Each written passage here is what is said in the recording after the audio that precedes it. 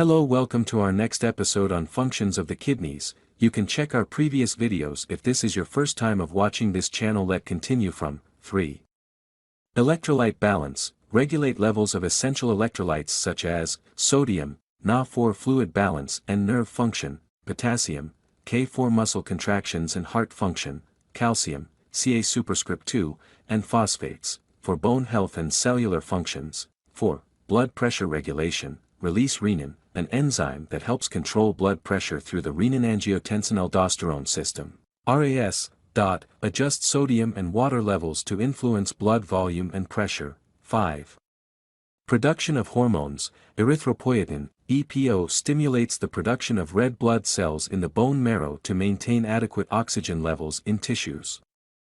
Active vitamin D. Calcitriol converts vitamin D into its active form, essential for calcium absorption and bone strength. 6. Acid-base balance. Regulate the body's pH by excreting hydrogen ions, H, to prevent acidity, reabsorbing bicarbonate, HCO3, to maintain alkalinity. Before we continue, if you happily enjoy the video so far, hit subscribe and don't forget to turn on the notification button.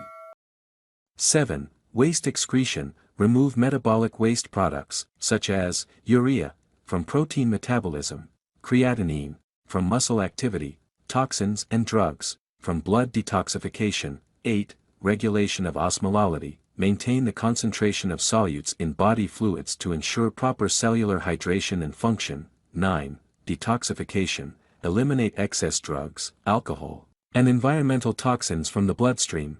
10. Glucose regulation. During fasting, the kidneys can produce glucose, gluconeogenesis, to help maintain blood sugar levels. The kidneys work continuously to maintain homeostasis, ensuring the body operates efficiently.